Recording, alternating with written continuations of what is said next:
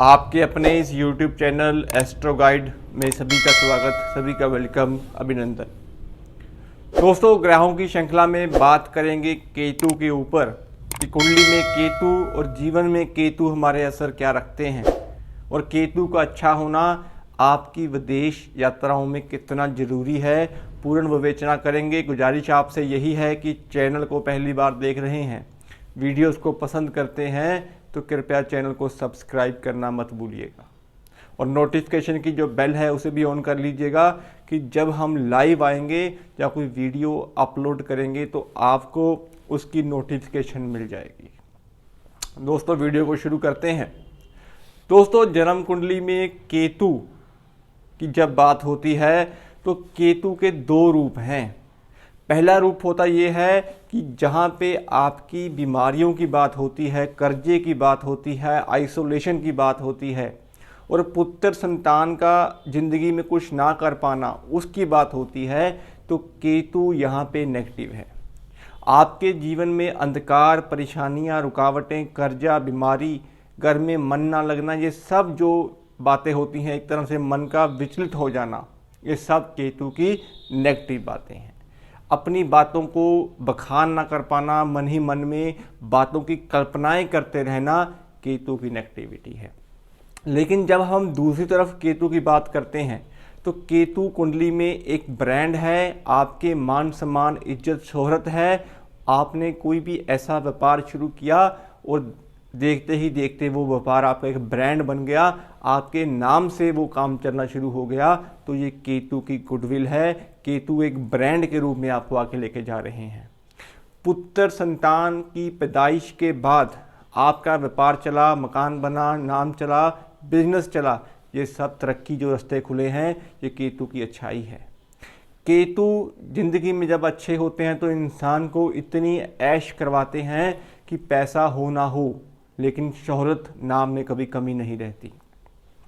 कुंडली में केतु, चंद्रमा, शनि जब आपकी जन्म कुंडली में इकट्ठे होंगे, चंद्र शनि की युति बनी होगी, दृष्टि संबंध होगा, तो कुंडली में केतु नेगेटिव है।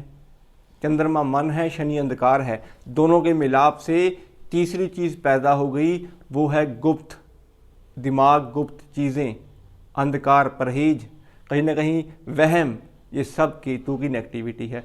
वहीं दूसरी तरफ बात करें हम शुक्र शनि की, तो जब कभी शुक्र और शनि इकट्ठे होते हैं तो कुंडली में केतु अच्छे होते हैं। शुक्र शनि वाले क्या करेंगे, गृहस्थी भी अच्छी होगी, नाम सम्मान, ब्रांड, इज्जत, काम, व्यापार, शोहरत सब इंसान को मिल जाता है एक टाइम पे आके, तो वो केतु के अच्छाई के फायदे हैं। केतु ट्रैवल है, यात्रा है। चंद्र शनि वाले मैंने देखा है कि वो पैदल कितने कितने किलोमीटर तक यात्राएं करते हैं, मतलब कि वो उन्हें अकेला रहना पसंद होता है और यात्राएं भी उनकी वेस्ट जो है वो मानी गई हैं, कुछ ज़्यादा वहाँ से वो प्रॉफिट नहीं ले पाते।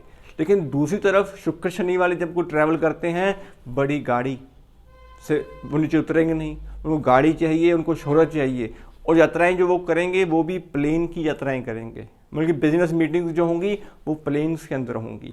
तो ये भी एक अच्छा फल है केतु को अच्छा करने का, अच्छी युति मानी गई है शुक्र और शनि की। दोस्तों, कुंडली की बात करें तो केतु जब तीसरे भाव में होते हैं, वो नीच के हैं, रिश्ते खराब करेंगे, भाई बहनों से विच्छेद करेंगे, आपके सोशल कनेक्शन को ख़त्म करेंगे और दूसरों से दुनियावी फ़ायदा आपको नहीं मिल पाएगा। छठे में बैठेंगे तो कर्जा देंगे, बीमारी देंगे, रीढ़ की हड्डी की प्रॉब्लम्स और कहीं ना कहीं हर्नियाँ, इन चीज़ों की ओर आपको लेके जाते हैं और मन परेशान रहता है, गुप्त शत्रु पैदा कर देते हैं। लेकिन अगर हम इनके बिल्कुल ऑपोजिट बात करेंगे, तीसरे के बिल्कुल ऑपोजिट 9th हाउस है, तो 9th हाउस में विदेश ट्रैवल, विदेश यात्राएं, पुत्र संतान होने के बाद आपका मान सम्मान, इज्जत, ब्रांड सब बन जाता है। आप छोटा सा व्यापार शुरू करते हैं और अगर आपने अपना व्यापार अपने बेटे के नाम से शुरू किया तो वो आपकी तरक्की के रास्ते खोल देता है। 12वें भाव में केतु उच्च के होते हैं, मोक्ष स्थान भी बोला गया है। लेकिन उच्च के क्यों हैं, क्योंकि केतु यहाँ पे बृहस्पति के राशि में बैठे हैं और कहीं ना कहीं राहु और केतु मिलकर शुक्र बन जाते हैं। तो 12वां केतु जो होता है वो अगर जितना ज़्यादा ऐश करेगा, अपनी बीवी से बना के रखेगा, अपनी पार्टनर को खुश रखेगा और कहीं ना कहीं प्लेन्स की यात्राएं करेगा, तो जातक केतु 12 वाले की विदेश सेटलमेंट होना निश्चित होता है। जब कभी गोचर में केतु 9-12 में हो, वर्षफल में 9-12 में हो और आपकी विदेश यात्राएं आपने करना चाहते हैं या विदेश सेटलमेंट करना चाहते हैं, तो कुंडली में या गोचर में हमेशा केतु को पकड़ के चलिएगा। दोस्तों, कुंडली में केतु बेशक आपके 9-12 में उच्च के बैठे हैं, लेकिन अगर कुंडली में बृहस्पति खराब है, बृहस्पति छठे में है, अष्टम में है, सप्तम में है, दसम में है, तो बृहस्पति जब खराब होते हैं तो बृहस्पति के बलि का बकरा जो है वो केतु बनता है। तो इसी संदर्भ में आपको बृहस्पति को अच्छा रखना जरूरी है। बृहस्पति कहीं ना कहीं हवा है और केतु जहाज घूमना फिरना, प्लेन में बैठना, ये सब केतु है। तो बृहस्पति और केतु को कुंडली में जब तक आप अच्छा नहीं रखोगे, आपकी विदेश में रुकावटें जो है वो आने में बनी रहेंगी। कुंडली का खाना नंबर 4 जितना पीड़ित होगा, मेरी बात गौर करिएगा, कुंडली का खाना नंबर 4 जितना पीड़ित होगा तभी तो आप घर से दूर जाओगे। कुंडली के खाना नंबर 4 में अगर केतु बैठे हैं, आपके जन्म स्थान पे आप बैठे हुए हैं, आपकी तरक्की नहीं हो रही, तो अपना जन्म स्थान आपको छोड़ना पड़ेगा, दूर जाना पड़ेगा, तभी आपकी तरक्की हो पाएगी। क्योंकि खाना नंबर 4 पीड़ित होगा तभी तो आप बाहर जाओगे। इसी संदर्भ में खाना नंबर 12, खाना नंबर 8, इन दोनों भावों के भी अगर ग्रह ऑपोजिट बैठे हुए हैं, द्वादश का स्वामी अष्टम में है और कहीं ना कहीं अष्टम का स्वामी द्वादश में है और आपको इनकी महादशाएं भी लगी हुई हैं, तो विदेश यात्राएं आपकी होना निश्चित है। बात भाग्य की करेंगे। अगर भाग्य में राहु बैठे हैं, शनि बैठे हैं, तो आपका भाग्य कहीं ना कहीं रुकावटों और विच्छेद के कारण लेट हो सकता है। लेकिन जिस भाव में वो ग्रह बैठे हैं उस भाव को अच्छा रखें। कहने का भाव 9th हाउस बृहस्पति का है, तो बृहस्पति के लिए आपको बड़े बुजुर्गों का आशीर्वाद जरूरी है। गले में सोने की चैन पहन सकते हैं। अगर केतु 9-12 में बैठे हैं और केतु के फल आपको अच्छे नहीं मिल रहे, तो अपने दोनों कानों में सोने के कुंडल पहन लीजिएगा, आपका भाग्य जो है वो उठना निश्चित है। चने की दाल अगर आप मंदिर में भी देते जाओगे तो इससे भी बृहस्पति के फल आपको अच्छे मिलने शुरू होंगे। बृहस्पति अच्छे होंगे तो केतु के फल अच्छे मिलने शुरू हो जाएंगे। दोस्तों, बेसिकली जब हम बात करते हैं बीमारियों की, कि बीमारियां आपका पीछा नहीं छोड़ रही, तो कुंडली में सूर्य मंगल जब भी खराब होते हैं तो उनका फल फिर केतु के ऊपर आता है। मंगल का स्पेशली जब मंगल खराब होता है तो केतु के ऊपर फल देते हैं। तो बीमारियों के कंसेप्ट में आपको मंगल को पकड़ना है, विदेश यात्राओं के कंसेप्ट में आपको बृहस्पति को पकड़ना है। बृहस्पति लगन में है, केतु लगन में है, तो यात्राएं होना आपकी स्वाभाविक है। कहीं ना कहीं जन्म स्थान से दूर जाने के योग आपके बनते हैं जब वर्षफल में केतु का गोचर कहीं ना कहीं 9-12 में आता है।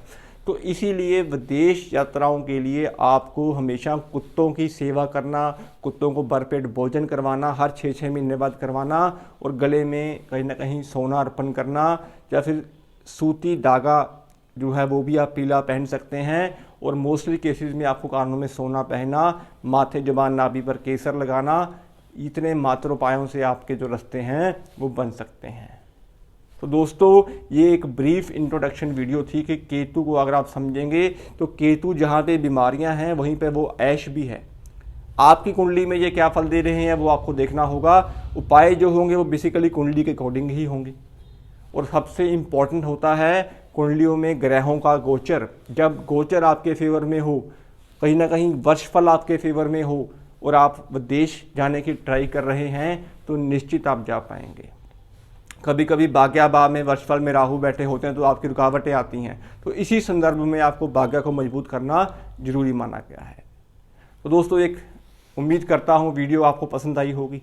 अगर वीडियो पसंद आई हो केतु के बारे में तो आप चैनल को सब्सक्राइब करना मत भूलिएगा। नोटिफिकेशन की जो बेल है उसे भी ऑन कर लीजिएगा, तो जब हम लाइव आपके साथ जुड़ेंगे आपको उसकी नोटिफिकेशन जो है वो मिल जाएगी। तो दोस्तों, ऐसे ही और वीडियोस आप लोगों के लिए हम लेके आते रहेंगे, और हमारे लाइव सेशन में जुड़ने के लिए कृपया चैनल को सपोर्ट और सब्सक्राइब करना मत भूलिएगा। आज के लिए इतना ही, मिलते हैं अगली वीडियो में किसी और टॉपिक के साथ। शुभ दिन।